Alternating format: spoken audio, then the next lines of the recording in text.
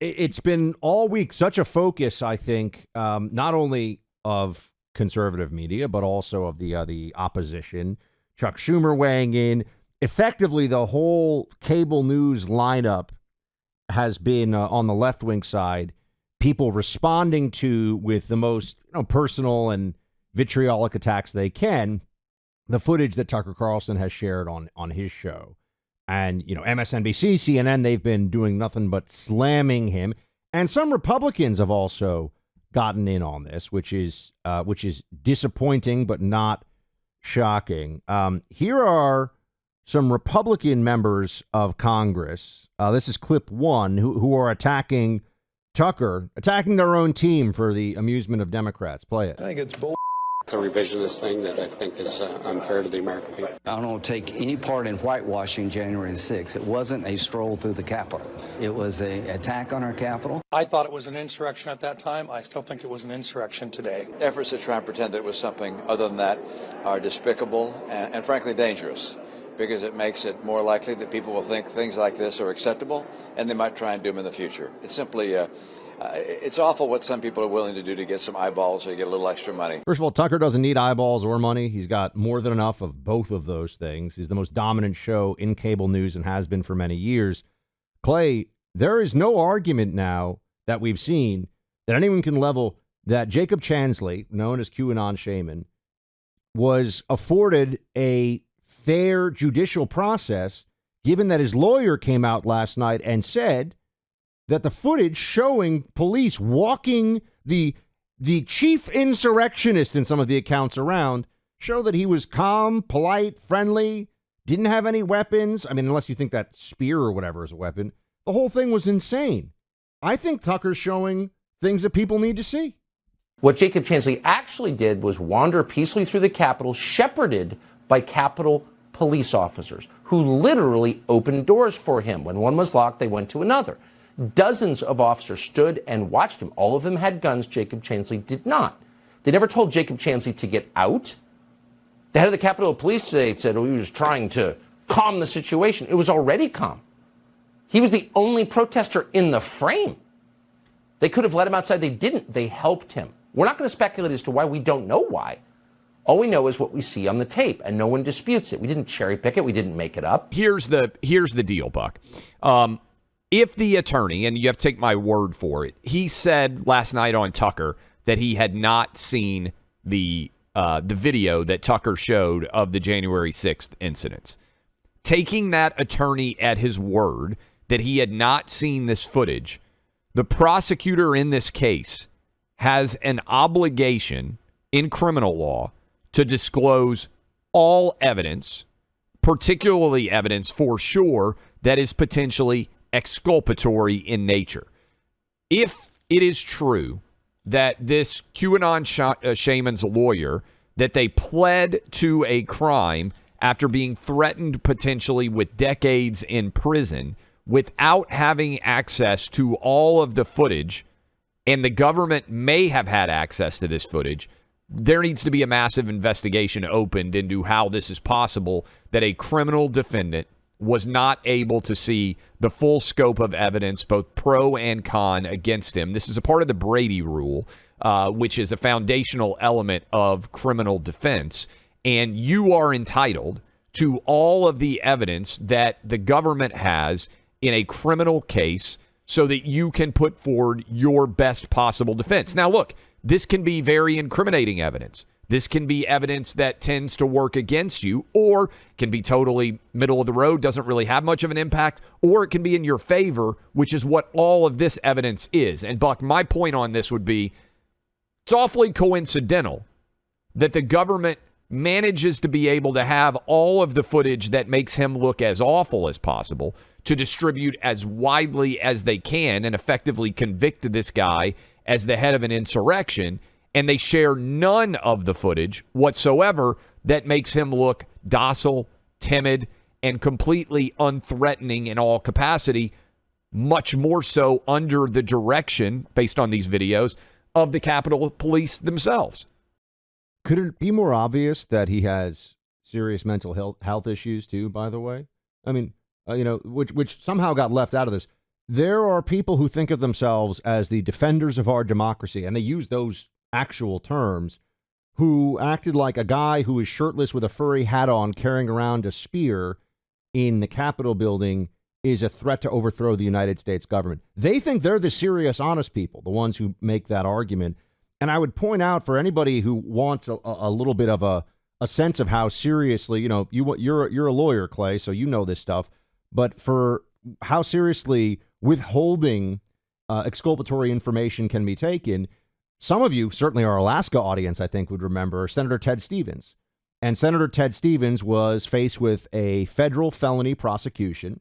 And they did this, and I can't remember exactly, the timing of it, but effectively it cost Republicans a seat in Alaska, a Senate seat, this whole prosecution they were doing.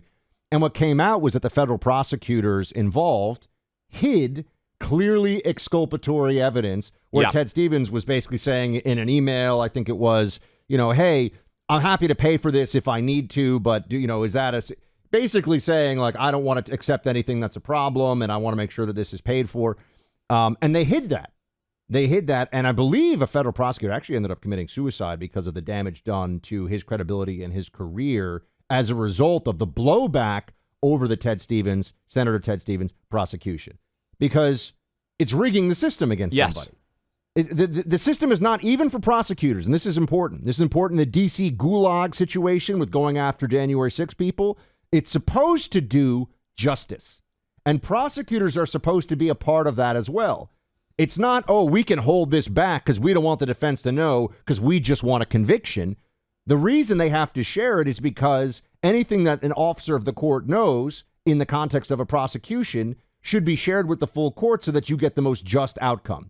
Jacob Chansley was denied the most just outcome. That is reality. So based on that alone, who are these Republicans who are saying, Tucker Carlson, he cherry-picked and everything else? Does our system matter or not? By the way, the lawyer that was on the show last night, I thought was both compelling, was on Tucker's show. I thought he was compelling and eloquent on the issue.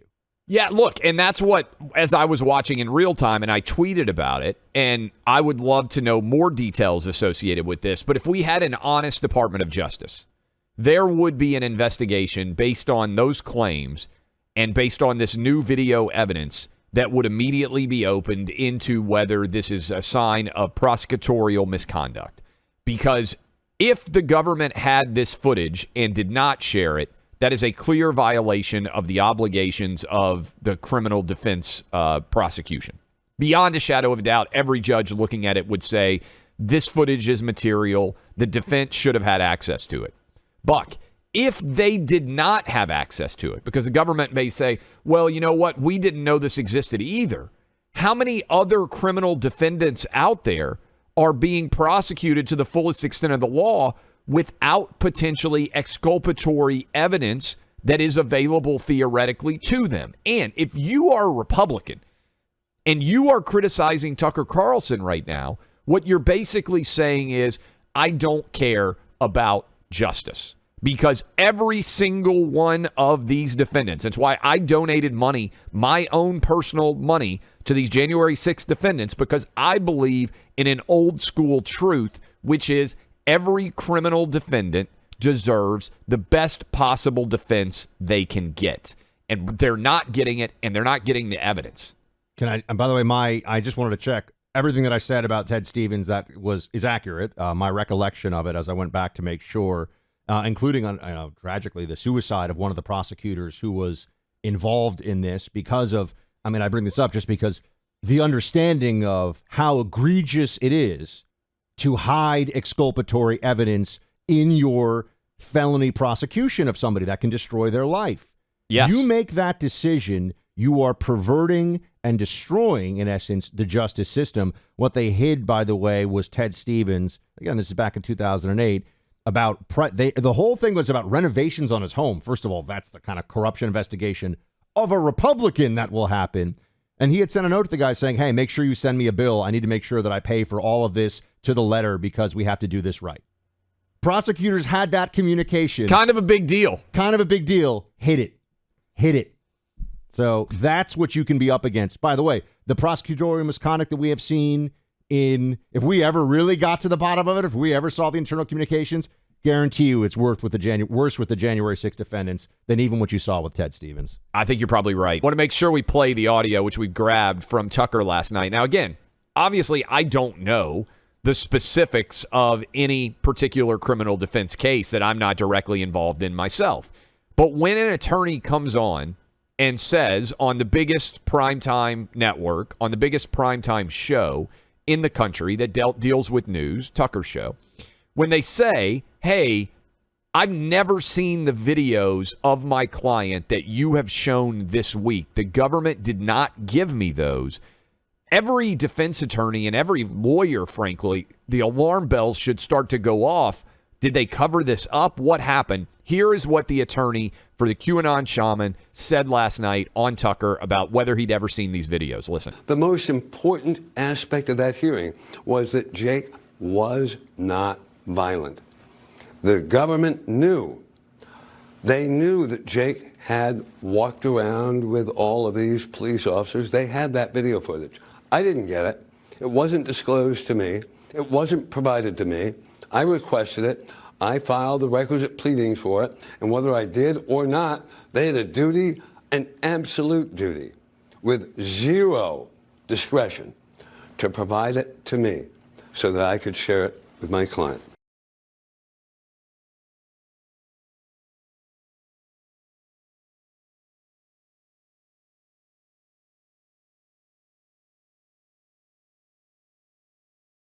It's all 100% true. And that is a huge story. So the government, if we had, Buck, an honest Department of Justice, if I were the Attorney General and I heard that allegation on a show, the first thing I did when I came into the office this morning would say, I need to know, did we have this information and did we disclose it? Because if we did not, this guy should be let out of jail. It's amazing. Democrats whine a lot about due process for actual foreign terrorists who do terrible things, but Americans, no, they don't get due process when Democrats are upset.